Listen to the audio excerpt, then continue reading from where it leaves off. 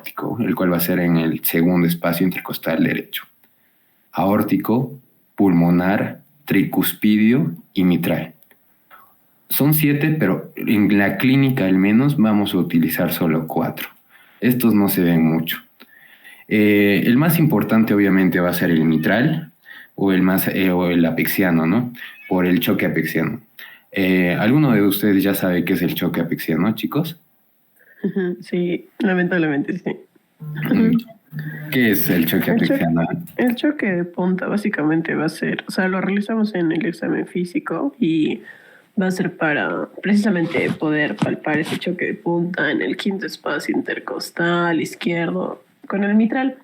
Y también aplicamos lo que es la maniobra de Pachón para poder palparlo de mejor forma, que es una maniobra que consiste también en no dejar de tocar el quinto espacio intercostal izquierdo y hacer que la persona se ponga de decúbito lateral izquierdo, y esto va a ser palpable en cualquier grupo etario, pero a diferencia de en una posición de decúbito dorsal, varía de acuerdo al grupo de edad. Es normal palparlo de menores de 20 años, puede no ser presente entre 20 a 40, y si lo palpas de 40 más es patológico. Sí. Muy bien, en serio. Demasiado bien esa explicación. Bravo. Es un espacio delimitado de 20 milímetros aproximadamente. Todo lo que dijo Ross está correcto. Está compuesto de dos partes, ¿no? No se olviden eso. Uno va a tener el latido real y el otro va a ser la vibración. Y obviamente, como dijo Ross, a mayores de 40 años suele ser patológico. Y en menores de 20 es normal que encontremos esto. Por lo demás, bueno, ¿no? El séptimo, el cual va a ser un foco de la aorta descendente entre la tercera y la 12ª vértebra dorsal.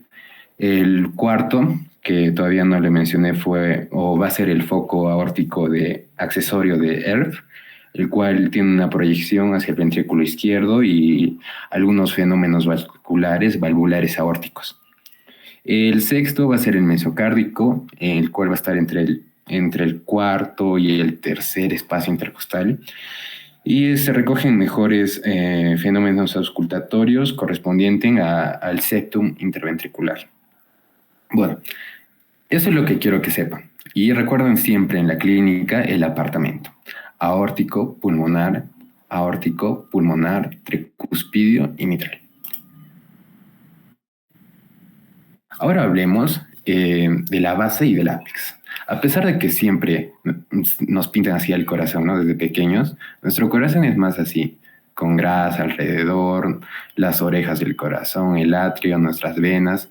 Y cuando el doctor o la doctora te dice, ausculta la base del corazón, tienes que pensar en 2 puntos principales: el tercero y el quinto, ¿no? El cual va a ser el aórtico y el pulmonar. Si te dice ausculta el ápex o la punta, siempre en el mitral. O sea, es un poco de lógica, ¿no? Pero a veces cuando estás ahí en el hospital se te olvida esta cosa. Así que no se olviden. Solo imagínense el corazón así y ya, ¿no? Hablemos del primer ruido, los cuales van a ser 4 ruidos, 3 relativamente normales, entre comillas, y el cuarto va a ser patológico. El primer ruido va a ser, está causado por la sístole ventricular en el foco mitral, aparece mucho más intenso, es de un tono grave y su duración es aproximadamente de 0.08 a 0.16. Es el que más fuerte se escucha y el que más duración tiene. El segundo ruido tiene un componente correspondiente al cierre valvular aórtico, y el segundo su segundo componente va a ser el cierre sigmoideo pulmonar. Ambos componentes son audibles en el foco pulmonar, el cual será aquí, y va a ser un tono más agudo que el anterior y mucho más breve, ¿no? De 0.6 a 0.12. Con respecto a los ruidos, es importante saber quién lo causa, cuáles van a ser sus componentes y en dónde se escucha. Porque a pesar de que el segundo ruido puede ser auscultado en otros puntos, en donde se escuchan los 2 componentes va a ser el pulmonar. No se olviden. El tercer ruido similar al choque de punta, suele ser normal en niños y adolescentes, pero mayores de 40 años ya es patológico este ruido. Así que tenemos que ver también a quién auscultamos. El tercer ruido se va a deber a la vibración del músculo ventricular en relación causada por el abrupto llenado rápido y la puesta en tensión del aparato valvular mitral. Solo es audible en el foco apexiano y a veces es únicamente en la posición de Pachón. Como dijo Ross, tenemos que ponerlo al paciente en decúbito lateral izquierdo y recordemos que nunca debemos desprender la mano del paciente, nunca. Y incluso en algunos libros te dice que tienes que bajar un poco la mano, ¿no? Unos 2-3 centímetros, si no me equivoco, para poder escucharlo en pacientes mayores, ¿no? Es un ruido poco intenso en comparación con los anteriores, suele ser más grave, tiene una duración menor que los anteriores y suele ser patológico en características como una disfunción ventricular sistólica. Si un paciente mayor llega con un tercer ruido, posiblemente tenga una disfunción ventricular sistólica. No es la única causa, pero es la más común. Entonces, hablemos del cuarto ruido. Este sí es un ruido patológico. Nunca se debe escuchar en personas sanas. Está ocasionada más que todo por la aceleración del llenado final diastólico a cargo de la sístole auricular. Nos menciona que tiene una duración semejante al tercer ruido, muy similar, y obviamente puede estar simulando un desdoblamiento presistólico del primer ruido. De todo esto, chicos, quiero que recuerden siempre quién lo causa, dónde se escucha y obviamente los componentes de cada ruido y si es patológico o no es patológico. Qué raro, no se ve. Qué raro, ¿qué imagen era? Era lo de la posición de Pachón y de Azulay. Sí. Se ve en lo que les envié, ¿no? Sí. Sí. Ya, entonces, ya les expliqué la posición de Pachón. La de Azulay es más que todo para poder escuchar la base del corazón, tanto el aórtico como el pulmonar, y tenemos que pedir al paciente que levante sus brazos. No se olviden eso, chicos. Seguimos presentando el desdoblamiento de los ruidos cardíacos.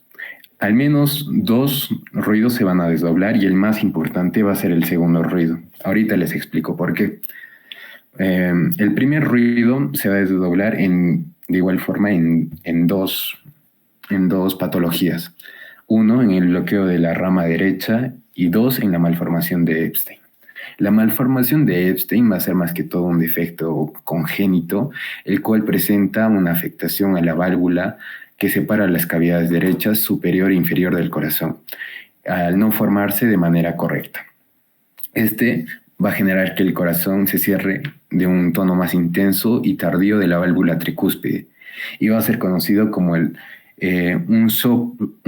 a tener un soplo en ruido en vela de barco. En vela de barco, así que no se olviden de ese pequeño dato. En vela de barco es un desdoblamiento del primer ruido. El segundo ruido, por otro lado, va a ser una inspiración normal. Se va a dividir en más. El segundo ruido se puede desdoblar normalmente, es fisiológico en todas las personas en la inspiración. O sea, todos nosotros ahorita tenemos un desdoblamiento del primer ruido cada vez que respiramos.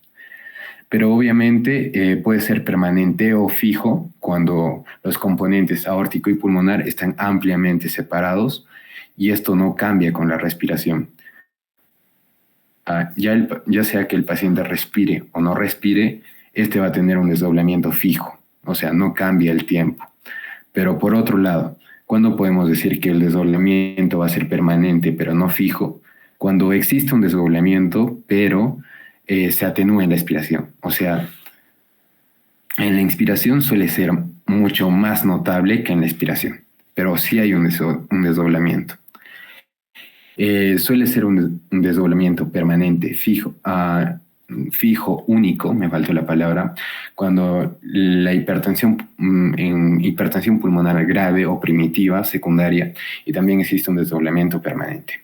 El más importante de estos, el que va a entrar en el examen posiblemente, va a ser el desdoblamiento paradójico. Cuando el desdoblamiento del segundo ruido se produce en la expiración y se atenúa en la inspiración, o sea, lo contrario, el antónimo de lo normal, vamos a poder decir que es un ruido paradójico. Entonces, ¿en qué situaciones podemos ver un desdoblamiento? El desdoblamiento fijo podemos ver en una comunicación interauricular con cortocircuito de izquierda a la derecha significativo.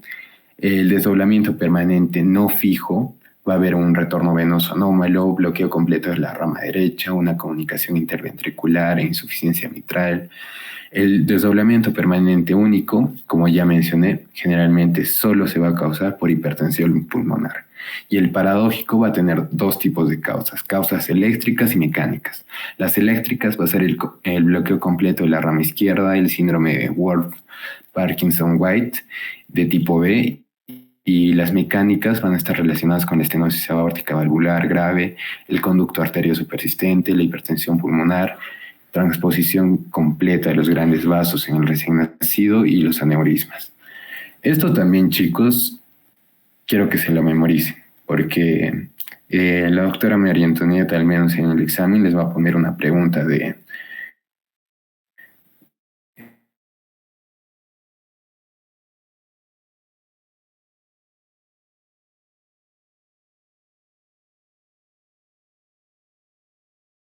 dos, memoricen esto, las causas de un desdoblamiento y qué es un desdoblamiento paradójico, porque es el que más preguntan tanto en teoría como en práctica. Los soplos cardíacos. Al parecer tampoco se ve la imagen. Creo que lo descargué acá. Ahorita lo explico. Son 6 tipos, o se puede clasificar en 6. Ya, los soplos cardíacos. Cuando hablemos de un soplo, quiero que pensemos que va a ser más que todo como un soplido o un resoplar del corazón, ¿no? Pueden ser en toda la sístole o en la diástole. Cuando va a ser toda la sístole, como podemos ver cuando va a ser en toda la sístole, como podemos ver acá, acá no, acá sería un soplo holosistólico, ocupa toda la sístole.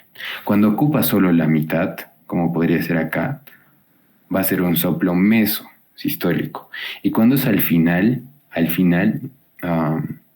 en esta parte, ¿no? Ya pasó la mitad y ya está al final, podemos decir que es un soplo telesistólico o diastólico, obviamente, dependiendo.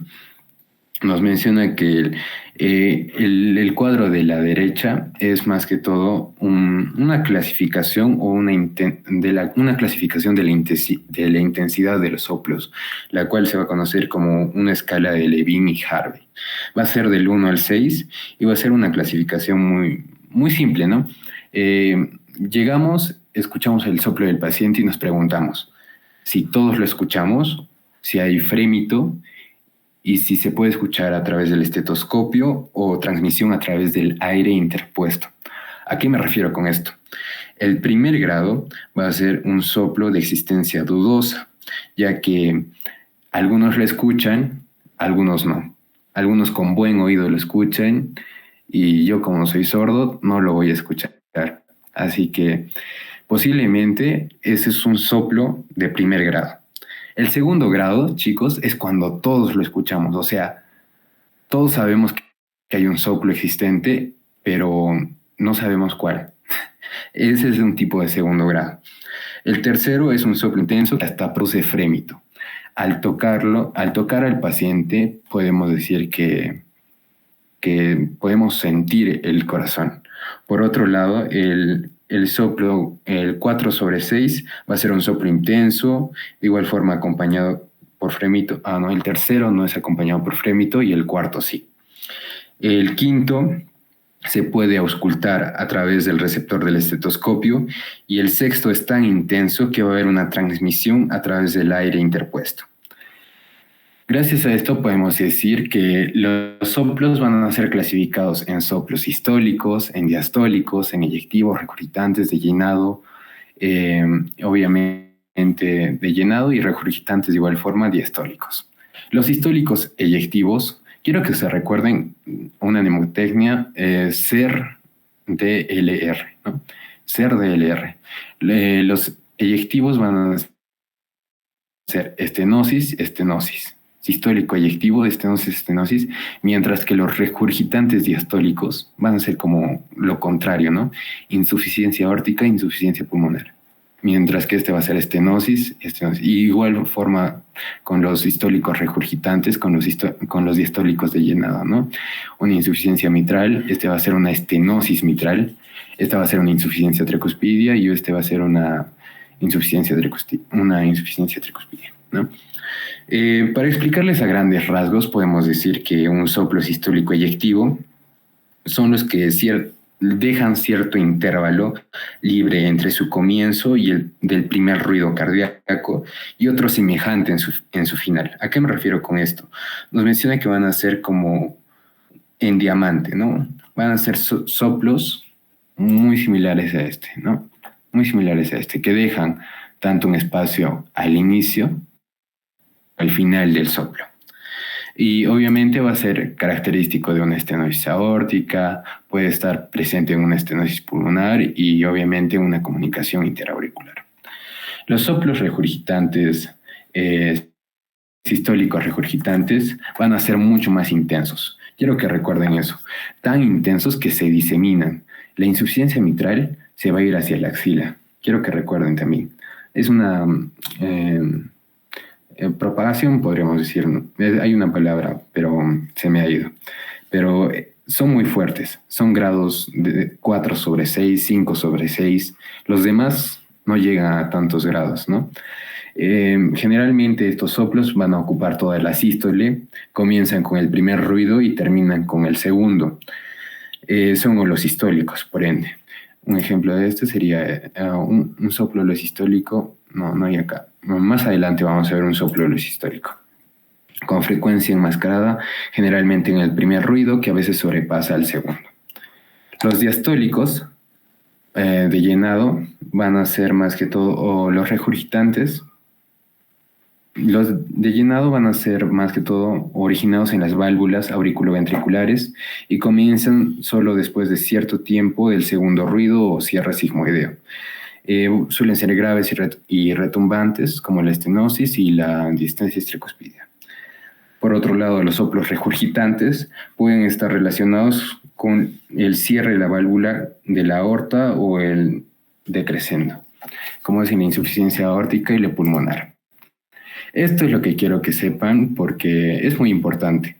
Los soplos. Cuando llega un soplo, quiero que se recuerden OSIM, porque quiero que se pregunten el origen del soplo, sístole o diastólico, la irradiación del soplo y las maniobras para poder escucharlo de mejor manera.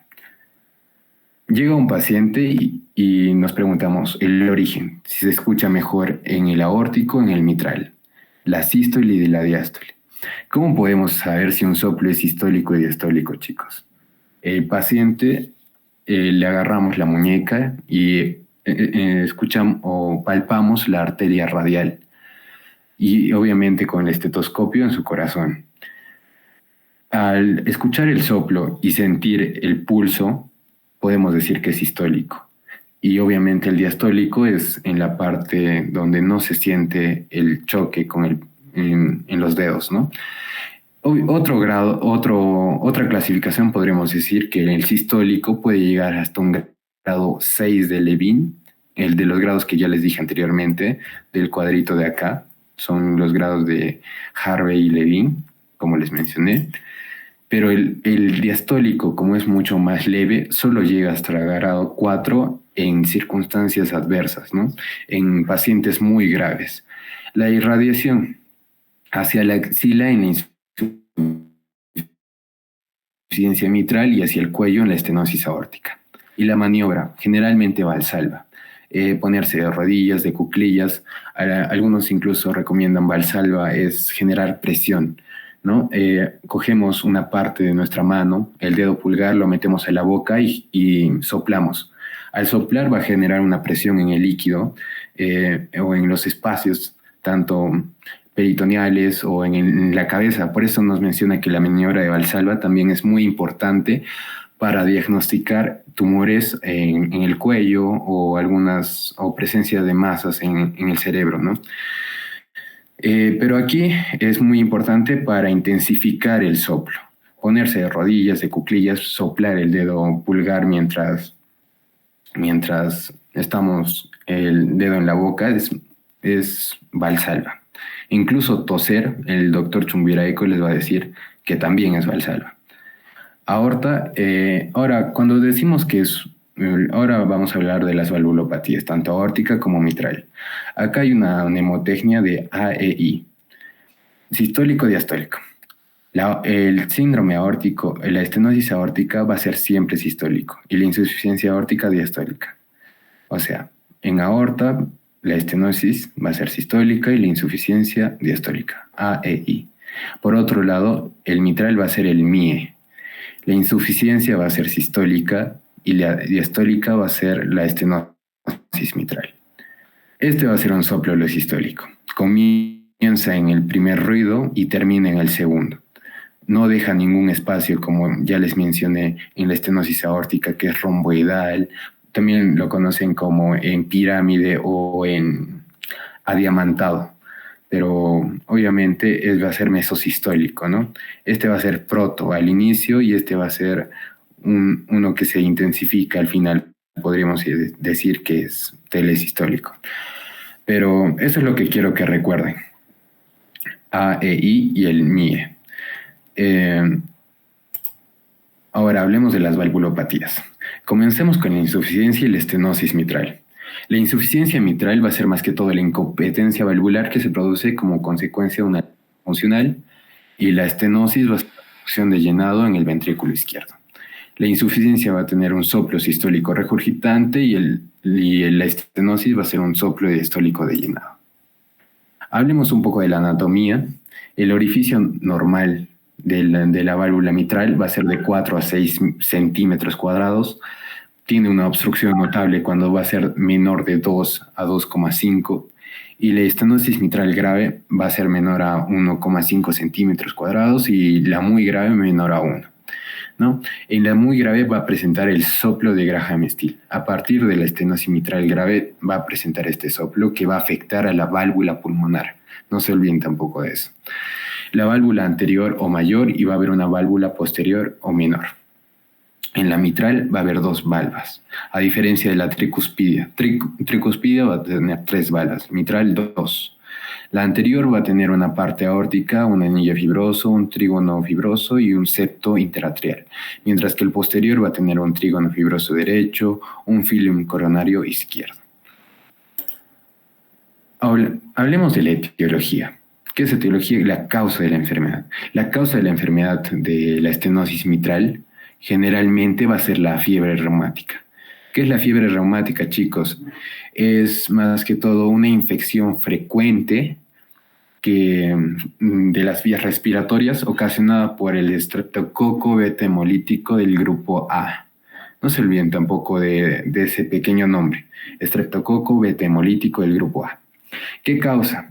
Causa generalmente dolor articular, daños en la piel, en el sistema nervioso puede producir la corea de Siderman y en el corazón puede generar una estenosis mitral, aórtica y cualquier tipo de patología con relación a las válvulas, a las válvulas cardíacas puede estar relacionado con la fiebre reumática. Obviamente va a estar más presente en las mujeres de los 20 y los 30 años y esta fiebre reumática va a afectar generalmente a pacientes pediátricos, ¿no? Hay que tener en cuenta, si va a haber una comunicación interauricular más estenosis mitral, va a ser un síndrome de Lutten-Bacher. Esto es más que todo patológico, ¿no? Desde el recién nacido. Hablemos de la fisiopatología. ¿Qué pasa en una estenosis mitral? En una estenosis mitral pasa que las válvulas o las valvas, estas valvas, se calcifican, ¿no? Se calcifican o se vuelven más rígidas, podríamos decir. Entonces el corazón se llena, es lo normal. Se llena, intenta vaciarlo, pero al vaciar no puede. Al no poder, va a llegar mucha menos más sangre al ventrículo izquierdo y al llegar menos sangre va a disminuir el gasto cardíaco. El gasto cardíaco va a ser el volumen de sangre que sale por minuto, o no, del corazón, ¿no? Aproximadamente va a ser 120, solo 120 llega acá, 120 milímetros, milímetros, se me fue la palabra, pero es ml, ¿no? 120 ml. O sea, lo normal no llega.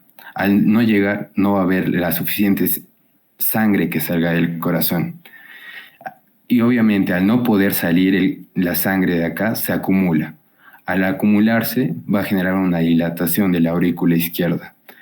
Al dilatarse la aurícula izquierda, como ya les dije, el haz de Bachmann no llega hasta esta zona. No llega hasta esta zona que está más grande de lo habitual. Va a ser va a haber una fibrilación. ¿A qué me refiero con una fibrilación? La fibrilación más que todo va a ser una arritmia muy frecuente en la clínica, en la cual va a haber muchas ondas P, y al haber una fibrilación va a generar que la sangre aquí esté girando. Acá va a estar girando la sangre. Al girar la sangre va a presentar una de la clínica más... va a generar émbolos. Los émbolos va a ser más que todo algo temido de esta enfermedad. ¿Por qué temido? Porque en una buena contracción, un émbolo de acá pasa acá, al ventrículo, y del ventrículo va a pasar a la circulación general. Y en la circulación general, un émbolo puede generar tromboembolismo pulmonar, puede generar también embolismos en las piernas, un embolismo en la cabeza y obviamente la muerte. Entonces, estos émbolos van a ser la complicación más temible de la enfermedad, ¿no? Obviamente va a tener relación con al aumentar la presión de la aurícula izquierda, esto va a generar que la sangre también regrese por las mismas arterias hacia el pulmón, ¿no? Va a generar una congestión pulmonar. Al haber una congestión pulmonar, va a haber una hipertensión pulmonar, ¿no? Y va a haber una hipertrofia del ventrículo derecho de igual forma, porque al haber un retorno venoso, va a haber un regreso hacia acá y obviamente el ventrículo derecho va a intentar latir con más fuerza, ¿no? Y la insuficiencia generando una insuficiencia cardíaca derecha. Obviamente, todos estos van a ser más que todo complicaciones. Hablemos de la clínica. Las presentaciones más fáciles van a ser 3. Va a ser la tríada de Huchard: disnea, hemoptisis y palpitaciones. Disnea va a ser la falta de aire. Hemoptisis. ¿Qué es hemoptisis, chicos? Va a ser toser sangre. Pero no confundir con hematemesis. Hematemesis es vomitar sangre y va a estar relacionado con el aparato digestivo. La hemoptisis más que todo va a estar relacionado con el aparato respiratorio. Y en este caso va a ser causado por la ruptura de las arterias bronquiales. Las palpitaciones es un síntoma clave en esta enfermedad. Como ya dije, el embolismo va a ser una de las manifestaciones clínicas más temidas de esta enfermedad porque puede generar la muerte, la fatiga y la insuficiencia cardíaca derecha. Al haber insuficiencia cardíaca derecha va a tener síntomas característicos de esta, puede presentar una ascitis, puede presentar edema pulmonar, etc. ¿Qué es el signo de Ortner, chicos? El signo de Ortner va a ser más que todo cuando el ventrículo crece tanto, o sea, se agranda tanto, va a haber una hipertrofia excéntrica tan grande que presiona el nervio laringeo recurrente. Al presionar el nervio laringeo recurrente que está detrás del corazón, va a haber una ronquera. El paciente se escucha ronco. Ese va a ser el signo de Ortner. Y hablemos del examen físico. En el examen físico vamos a poder visualizar dos fases muy características de esta enfermedad. Vamos a ver la fase de Corvisart y la fase de Shattuck. La de Corvisart vamos a ver un paciente rojizo, podemos decir que es un poco mochado con las mejillas bien rojas, mientras que la fase de Shattuck o tricuspidia va a ser una fase en la que el paciente se encuentra morado e incluso te dice un paciente amarillo verdoso según Suros. Según Suros te dice que este paciente se encuentra amarillo verdoso debajo de una linterna fluorescente. Pero bueno, en la clínica se encuentra más morado. La de Corvisart va a ser una fase mitral. No se olviden de eso. Son más que todo epónimos. Otras características de una estenosis podría ser el signo de Evans. Va a ser más que todo el latido visible en el lóbulo de la oreja. La inspección y la palpación del tórax, podemos decir que el latido apexiano se encuentra aumentado en el quinto espacio intercostal izquierdo, el frémito, va a haber un frémito diastólico, va a haber un latido sagital, hipertensión pulmonar y agrandamiento de las cavidades derechas, el R2 puede palparse, el ruido 2, ¿no? ¿A qué me refiero con ruido 2? En el foco pulmonar. En el foco pulmonar puede palparse. ¿Por qué se palpa un R2 en el foco pulmonar? Es signo característico de hipertensión pulmonar. Este va a ser conocido como el signo de Chávez. Característico de hipertensión pulmonar, chicos. No se olviden que cuando palpemos al corazón en el foco pulmonar va a ser hipertensión. Fijo. Ahora, en la auscultación cardíaca podemos ver que el R1 se encuentra aumentado, es más tardío.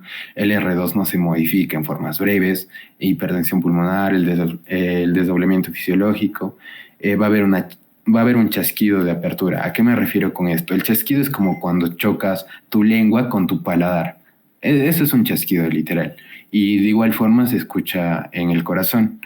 Nos menciona que el intervalo, este chasquido va a ser más que todo por el resultado de las vibraciones producidas durante la apertura valvular.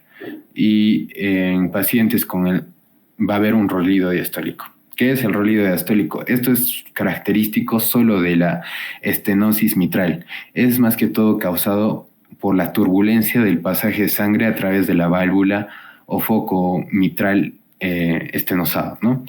Tiene un chasquido de duración o apertura y es presistólico.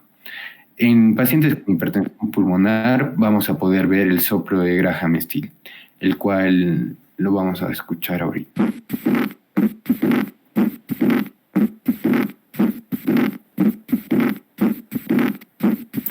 En pacientes con estenosis mitral va a presentar hipertensión pulmonar, va a presentar este típico soplo de Graham-Still, el cual va a estar comprometiendo a la válvula pulmonar. Ya, este es algo mucho más didáctico para poder explicarles lo que sucede. Ya, entonces vemos R1, R2, ruido 1 causado por la contracción cardíaca, el ventricular, y mientras que el ruido 2, como ya les dije, tiene dos componentes, tanto aórtico como pulmonar. Esta es una persona normal. En la persona con estenosis mitral leve, vemos que el componente pulmonar se intensifica. Además que va a haber un chasquido de apertura. El chasquido de apertura, como ya les dije, es más que todo cuando la valva se choca con el corazón. Luego va a haber un rolido diastólico.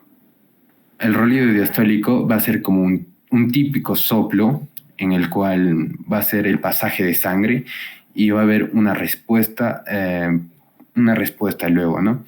Generando un soplo, ¿no? Y cuando no se escucha este chasquido, vamos a poder decir que es una estenosis mitral con una válvula calcificada.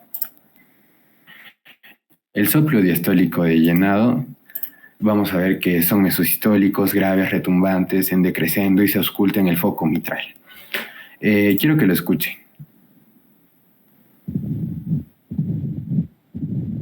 No se escucha, creo.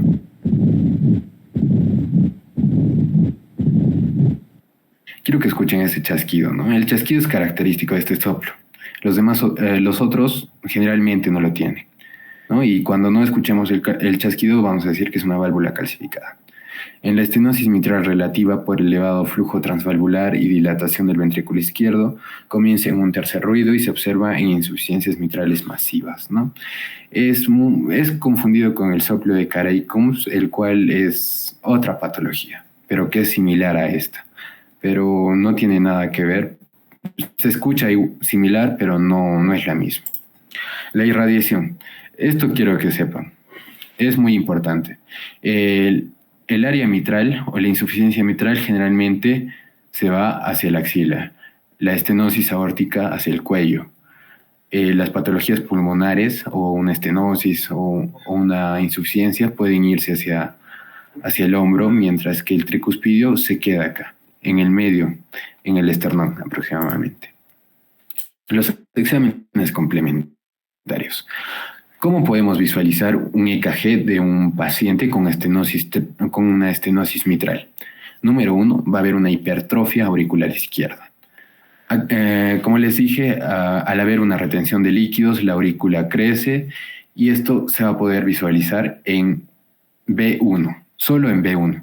Recordemos que en B1 esta onda P va a tener una muy similar abajo, va a ser una onda P isobifásica. ¿A qué me refiero a eso? Que tanto arriba como abajo van a tener la misma longitud, pero en una hipertrofia auricular izquierda, el de abajo va a ser más grande, ¿no? El componente inicial y el componente terminal va a ser mucho más grande, ¿no? Y la onda P aumenta de duración de 0 a 0.10 segundos. En las complicaciones mitrales vamos a poder ver en D1 una onda P mitral. Una onda P mitral va a ser una M, literal, una M. Y también va a ser característico. D1 y B1, no se olviden. B1, la hipertrofia auricular izquierda. Acá de igual forma les pongo un EKG con un ejemplo de B1. En la radiografía vamos a ver que vamos a ver un cuarto arco sobre el borde izquierdo, va a haber una redistribución de flujo. Estas líneas que vemos en el pulmón como ferrocarriles van a ser conocidos como las líneas B de Kerley, las cuales van a ser característicos de funciones o disfunciones cardíacas. En ocasiones el bronquio principal izquierdo también está elevado y en la radiografía lateral también va a haber una desviación posterior del esófago. Estos van a ser más que todo estudios complementarios y estos van a ser diagnósticos diferenciales. ¿A qué me refiero con diagnóstico diferencial? Va a haber patología o va a haber clínica muy similar, pero son diferentes enfermedades, ¿no? Podemos confundir a una estenosis mitral con cualquier tipo de estas. Ahora hablemos de la insuficiencia. Más que todo la insuficiencia mitral va a ser la incompetencia valvular. ¿A qué me refiero con esto? La válvula no cumple la función de cerrarse. Al no poder cerrarse, el corazón devuelve la sangre al atrio. Ahorita les explico con una imagen. La etiología puede ser valvular, subvalvular y la pared valvular. La valvular generalmente ocasionada como la fiebre reumática ya mencionada. La subvalvular va a ser una ruptura de las cuerdas tendinosas. Esas cuerdas de primer grado o traumatismos generados por un infarto, ¿no? En la pared ventricular generalmente va a ser un infarto de miocardiopatías hipertróficas o dilatadas. Esto va a ser lo más característico de una insuficiencia mitral. La válvula va a ser más que todo insuficiente, va a generar que al contraerse el ventrículo no solo salga por la aorta la circulación general, sino que también regrese hacia la aurícula. Al regresar hacia la aurícula, obviamente va a perder el gasto cardíaco y se va a poder clasificar en dos formas, en una crónica y en una aguda. ¿A qué me refiero con crónica? Cuando es crónico va a ser un deterioro de las válvulas progresivo, generalmente relacionado con algunas patologías como calcificaciones, fiebre reumática, etcétera, ¿no? Pero cuando es agudo, es algo súbito. Por ejemplo, les pongo un traumatismo de tórax, va a haber una ruptura súbita de la válvula. Al haber una ruptura súbita, el corazón no va a poder adecuarse a este cambio, entonces va a generar todas las patologías, ¿no? El crónico no suele generar patología hasta que sea muy avanzada la enfermedad y obviamente el corazón para adecuarse a esto va a generar una hipertrofia, tanto excéntrica como concéntrica. Entonces, este se adapta, este no se adapta. Este es de instalación rápida, este no es de instalación rápida. Es progresivo. Es más que todo la diferencia.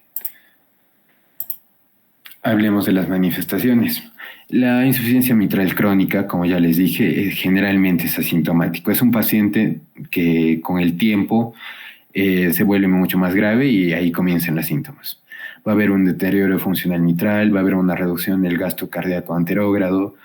Generalmente vamos a ver un paciente fatigado, cansado, adinamia, falta de ganas de hacer las cosas, ¿no? Y una disnea progresiva. La insuficiencia mitral aguda, por otro lado, va a haber una congestión y edema pulmonar. Al ser súbito esta ruptura valvar, no le da el tiempo al corazón para adaptarse y va a generar una acumulación de agua en el pulmón, lo que llamamos edema pulmonar, generando arritmias, fibrilación auricular, fenómenos embólicos, etc. En el examen físico de una insuficiencia mitral crónica podemos ver que el pulso es rápido. Rápido es Zeller, ¿no? Así. Y una amplitud disminuida o parvus. O sea, podemos decir que es alto y también ancho, el latido o el pulso arterial de una insuficiencia mitral crónica. A la inspección y palpación podemos ver que el choque pexiano va a estar desplazado hacia la línea hemiclavicular y el frémito va a estar más que todo a nivel del ápex. En la auscultación podemos ver que el R1 se encuentra normal, el R2 va a haber un desdoblamiento amplio que puede estar ausente, el R3 va a haber un signo de gravedad por llenado ventricular abrupto. Este va a presentar un soplo sistólico regurgitante. Va a ser un soplo holosistólico, un tono alto, timbre soplante en chorro a vapor. Muy importante esta palabra, en chorro a vapor, porque se parece mucho a esto, ¿no? Y también te lo preguntan en el examen. Un soplo holosistólico, chorro a vapor, recuerden siempre, va a ser un soplo mitral. Entonces, lo vamos a escuchar. Va a ser holosistólico, como podemos ver. Va a ser desde el primer ruido hasta el segundo ruido, sin interrupciones.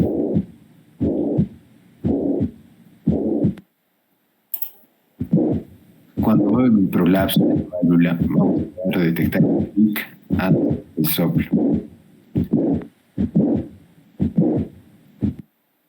Acá a la derecha les puse también otro tipo de valsalva, ¿no? Es más que todo respirar y contener el aire. Es más que todo para mantener y aumentar la presión dentro del cuerpo. Muy similar al anterior, va a ser un soplo holosistólico, va a haber cuanto más grave sea, más separación entre el componente aórtico y el pulmonar del segundo ruido, y en prolapsos vamos a poder ver un clic antes del soplo. En el examen electrocardiográfico, este va a presentar en el crónico una hipertrofia ventricular izquierda excéntrica y una hipertrofia auricular izquierda también excéntrica. ¿Cómo podemos visualizar una hipertrofia ventricular excéntrica? Con el índice de Sokolov-Laie. ¿A qué me refiero con esto? Más que todo, nos fijamos en B1 y en B2 en ocasiones y sumamos con B5 y B6. ¿A qué me refiero con esto? Les quiero poner acá un ejemplo. Nos fijamos la onda más larga en B1, la cual es esta, ¿no? En B5 y en B6 vemos que B5 tiene la onda más larga hacia arriba y en B1 hacia abajo. Si en B6, por ejemplo, fuera más larga que esta, consideraríamos esta, ¿no?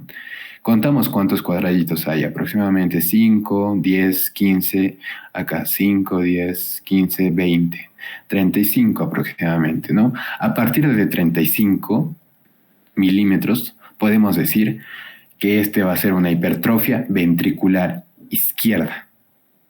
Simple. Nos fijamos B1, B5, B6, B1, B2 también.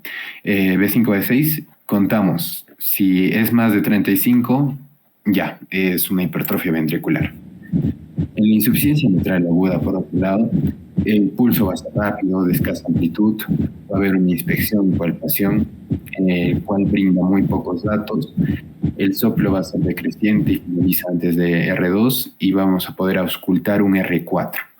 Un R4 va a ser un ruido 4, el cual siempre es patológico, como les mencioné. Siempre.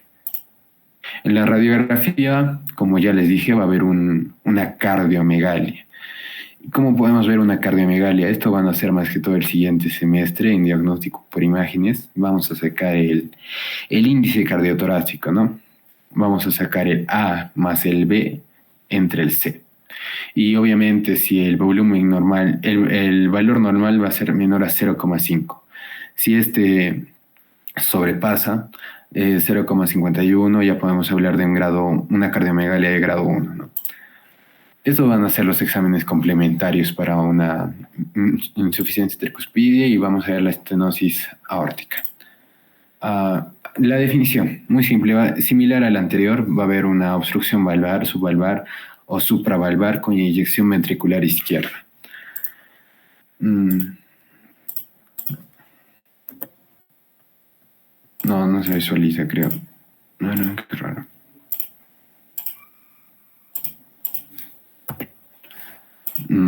Ya. A ver, les explicaré la etiología. No sé, qué raro, no se visualiza en la diapositiva, pero creo que sí está en lo que les pasé. Ábrelo como el PDF, pues, a gusto. Ya.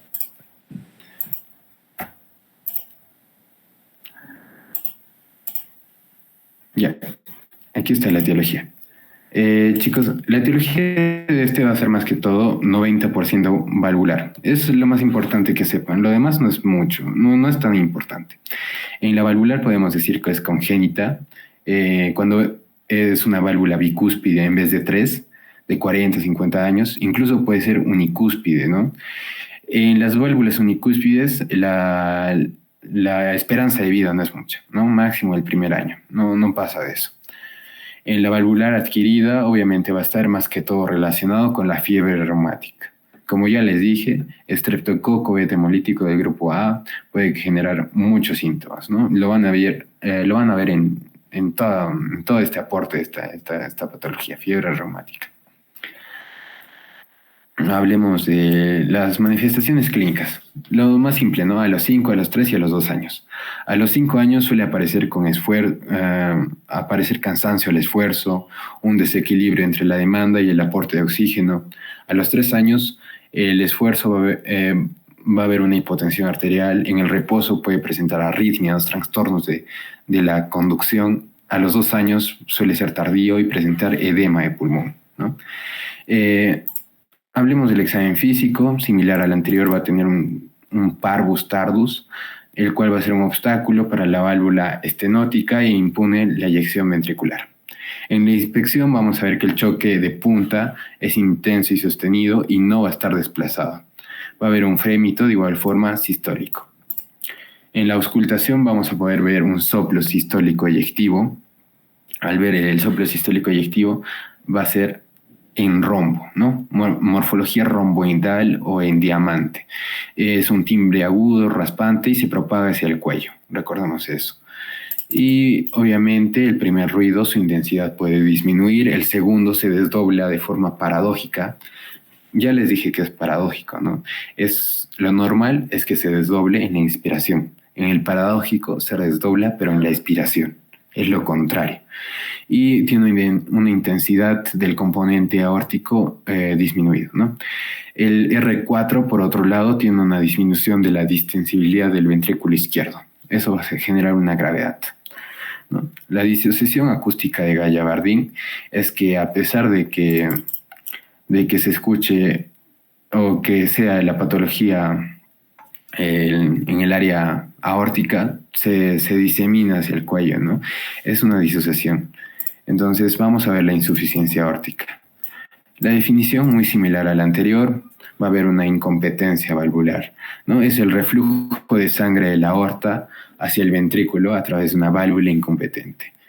Vemos que esta válvula va a ser incompetente. Al generar una contracción ventricular, la sangre sale pero al no cerrarse bien, la sangre se devuelve, ¿no? Se devuelve, generando que haya acumulación de sangre en el ventrículo izquierdo, genera una hipertrofia de igual forma y más complicaciones. Hablemos de la etiología. De igual forma, se va a hacer más que todo una alteración progresiva de función y retracción y prolapso, relacionado con la fiebre reumática. El tejido fibroso invade y retrae las válvulas bicúspidas valvulares, ¿no? La válvula bicúspide va a presentar dos valvas, una anterior, la cual va a ser más grande, más retumbante, que generalmente se prolapsa, ¿no? La aguda, por otro lado, va a ser causada por una perforación o laceración de la válvula de una instalación rápida, ¿no? Puede presentar endocarditis infecciosa y generalmente la instalación rápida va a estar relacionada con traumatismos o iatrogenias del paciente, del médico hacia el paciente o de la enfermera al paciente al ponerle un catéter, ¿no? Un catéter venoso central, etcétera. Podría generar una iatrogenia y malograr esta valva. En la etiología de la raíz aórtica podemos ver que de igual forma se clasifica en crónica y aguda y más que todo va a estar relacionadas con las raíces nerviosas, ¿no? La crónica va a ser la dilatación que impide la captación adecuada de las sigmoideas, relacionada con el síndrome de Marfan, aortitis sifilítica, hipertensión.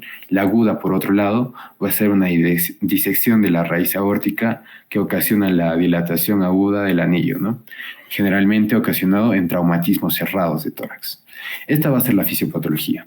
Van a ser más que todo en 4 pasos muy simples, el cual el ventrículo izquierdo recibe un volumen extra de sangre que fluye desde la aorta en la diástole y puede ser eyectado en la próxima sístole, ¿no? Como ya les dije, retorna la sangre. Luego va a haber una sobrecarga de tipo volumétrico, dilatando e hipertrofia del ventrículo izquierdo, ¿no? Al haber más sangre y acumulación, ¿qué hace el corazón? Como es elástico, crece y comienza a generar una hipertrofia excéntrica. Por otro lado, la aorta recibe un volumen mayor en la sístole y esto incrementa su presión sistólica.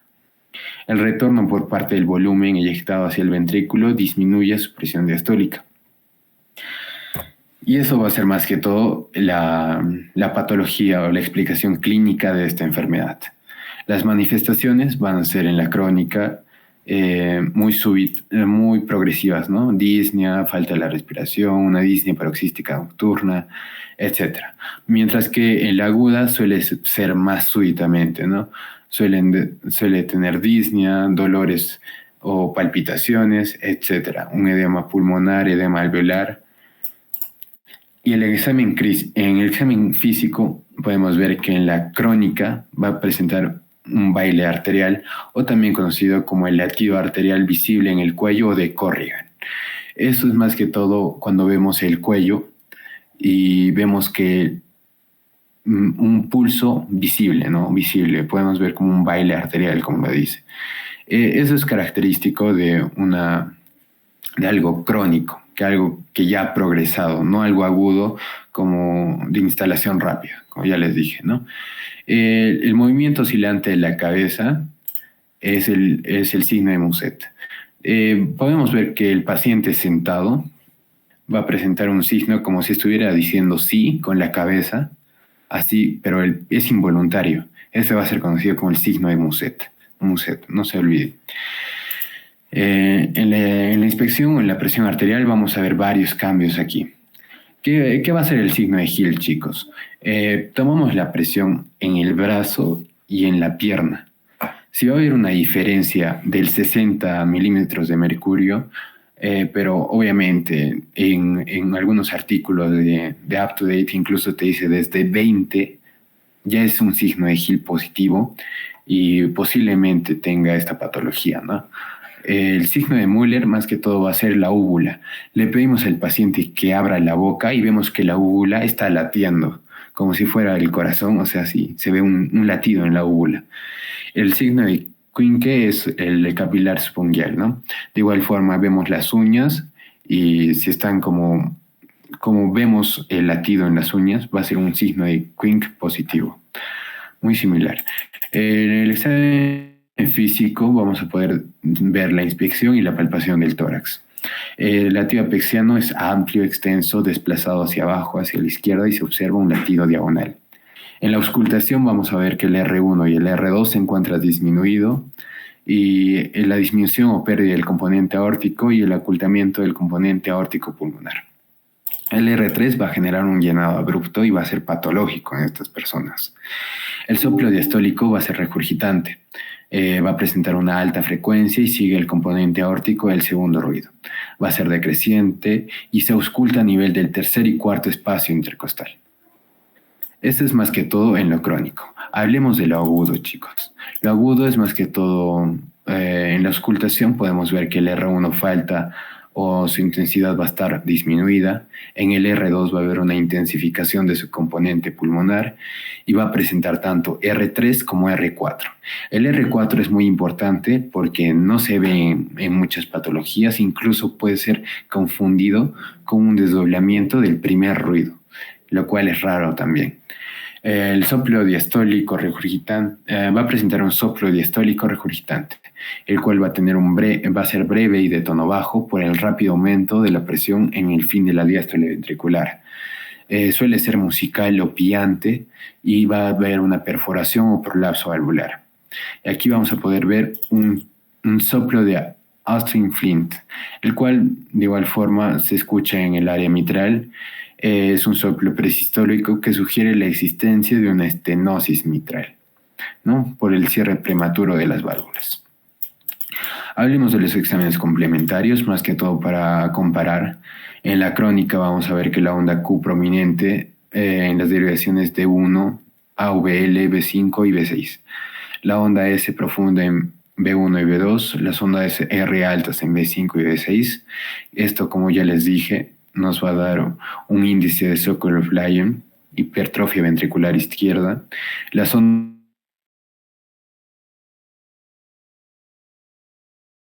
¿no? Como es tan abrupto, puede generar también cambios en el ST o en la onda T. Los exámenes complementarios, vamos a ver una radiografía, la dilatación y el agrandamiento de las cavidades izquierdas en la crónica, mientras que en la aguda, más que todo, se van a ver signos de congestión pulmonar o edema, ¿no? Y este es un cuadro que lo saqué de un video muy interesante que te compara ambos, tanto la estenosis aórtica con la insuficiencia. Pueden ver la etiología, la clínica, la experiencia física, el diagnóstico, etcétera, ¿no? Es muy interesante y creo que lo resume muy bien. De aquí lo saqué toda la información y espero que les haya gustado la exposición, chicos.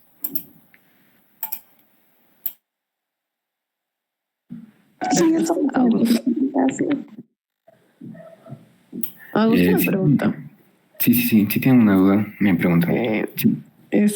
Cuando expusieron motivos de consulta con María Antonieta, ¿qué es lo que quiere con esa expo más o menos? Motivos de consulta. O sea, signos y síntomas, pues, edema, disnea, dolor. A ver, creo que tengo de mi grupo. Te lo paso. Sí, pero, lo que está ahí en lo que me pasaste o... Creo que le hizo mal la chica, le puso baja nota. No me va a llegar de eso. No, sí le hizo mal, sí recuerdo. Fue Anaí, creo.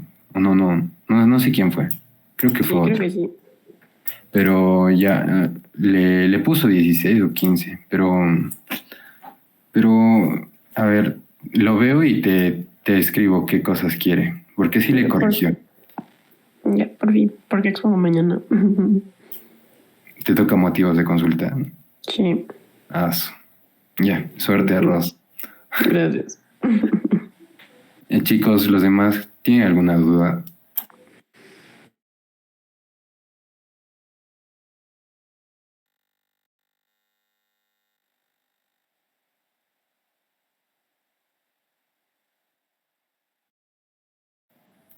Ya, no hay problema.